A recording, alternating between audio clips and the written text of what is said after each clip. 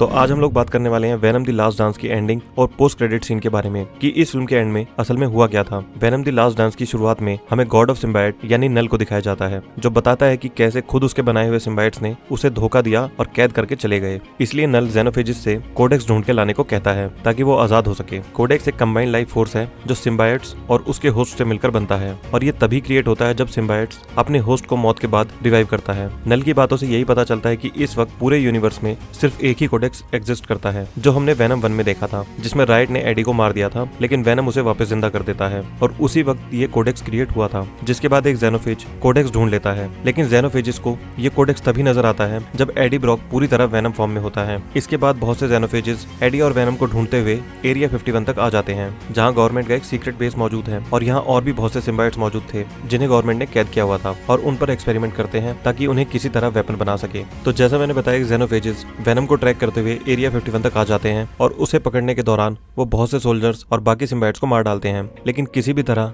नल को अर्थ पे आने से रोकने के लिए एडी ब्रॉक और वेनम बचे हुए यूएस आर्म्ड फोर्स और सिम्बायट्स आर्मी के साथ मिलकर लड़ते हैं, लेकिन उनमें से ज्यादातर मारे जाते हैं। जब वेनम को लगता है कि ज़ेनोफेजिस को आसानी से नहीं मार सकते क्योंकि वो बार बार रीजनरेट हो रहे थे, इसके बाद वेनम एडी की बॉडी से अलग होकर हर एक ज़ेनोफेज को अपने अंदर एब्जॉर्ब कर लेता है और उसी एसिड शावर की तरफ ले जाता है, जो किसी भी चीज को बिल्कुल खत्म कर देता है, जो हमें फिल्म में पहले भी दिखाया था। इस एसिड शावर से वेनम के साथ साथ वो सभी ज़ेनोफेजेस भी खत्म हो जाते हैं। वैसे तो इस सीन को देखने के बाद ऐसा लगता है कि इस बार वेनम और एडी ब्रॉक का सेपरेशन परमानेंट है, लेकिन कॉमिक बुक कैरेक्टर्स की डेथ कभी परमानेंट नहीं होती, वो किसी न किसी तरह वापस आ ही जाते हैं। और वेनम तो फिर भी one of the most popular characters में से एक है, तो उसकी डेथ भी टेम्परेरी होने वाली है। और खुद को सेक्रीफाइस करने से पहले वेनम एडी से गुड बाय फॉर नाउ बोलता है, जो ये क्लियरली इंडिकेट करता है कि वेनम एक बार फिर से वापस आएगा, और वेनम तब तक जिंदा रह सकता है जब तक सिम्बाइट की एक बूंद भी बाकी हो। और वेनम के छोटे छोटे टुकड़े अभी भी मल्टीवर्स में बिखरे पड़े हैं। और इस फिल्म के ओपनिंग सीन में भी हमने देखा था कि सिम्बाइट का एक छोटा सा हिस्सा मैक्सिकन बार में रह गया था, जिसके बाद इस वेनम पार्टिकल और बारटेंडर को कैप्चर करके